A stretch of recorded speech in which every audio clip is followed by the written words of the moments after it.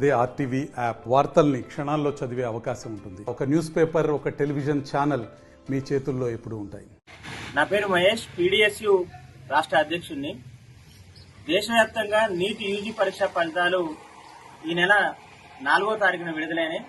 ఈ NEET UG ఫలితాల్లో బీజేపీకి సంబంధించిన ఆర్ఎస్ఎస్, ఏబీవీపీ అదే బీజేపీ పార్టీకి సంబంధించిన ప్రతినిధులు మొత్తం దేశవ్యాప్తంగా కుంభకోణానికి పాల్పడారు, లీకేజీలకు పాల్పడారు. తద్వారా 24 లక్షల మంది విద్యార్థులు ఈ పరీక్ష రాస్తే వాళ్ళ భవిష్యత్తు మొత్తం అగమ్యగోచరంగా ఈ రోజు తయారైన పరిస్థితి దేశవ్యాప్తంగా ఉంది. దీనికి వ్యతిరేకంగా రాష్ట్రాల వ్యాప్తంగా సంబంధం లేకుండా ఈ రోజు పెద్ద ఎత్తున రోడ్ల మీదకి వచ్చి విద్యార్థులు ఉద్యమిస్తున్న పరిస్థితి ఉంది. 20 రోజులు గడిచినా కూడా అనేక మంది విద్యార్థులు ఈ కుంభకోణం వల్ల చనిపోయినా కూడా కేంద్ర ప్రభుత్వం స్పందించడం లేదు.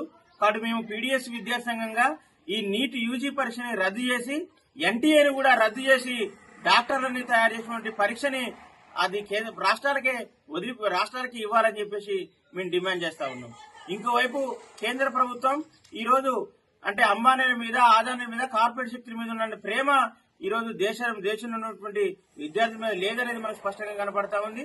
కాబట్టి ఈ ఎన్టీఏని లేదంటే ఆయన్ని ఆ సంస్థ చైర్మన్ తొలగించడం వరకే పరిమితం కాకుండా మొత్తం ఈ పరీక్షల్ని మొత్తం కూడా ఈ రోజు ప్రక్షాళన చేయాల్సిన అవసరం ఉంది.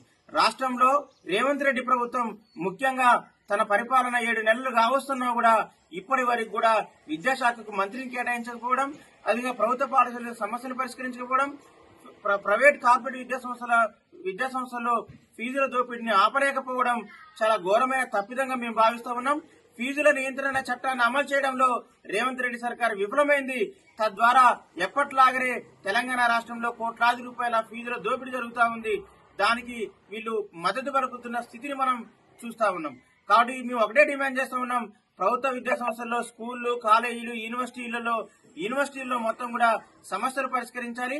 ఆ వైపుగా రాష్ట్ర ప్రభుత్వం దృష్టి పెట్టాలి.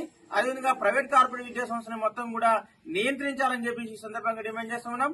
గతంలో కేసీఆర్ ప్రభుత్వం ఎట్లయితే కార్పొరేట్ విద్యా సంస్థలకి వత్తాసు పలికిందో అలానే రేవంత్ రెడ్డి సర్కార్ కూడా వత్తాసు పలికి వాళ్ళ ఫీజుల దోపిడీకి అనుమతిస్తే గనక పెద్ద ఎత్తున విద్యార్థి ఉద్యమాన్ని నిర్మిస్తామని చెప్పేసి ఈ సందర్భంగా మేము తెలియజేస్తా ఉన్నాం.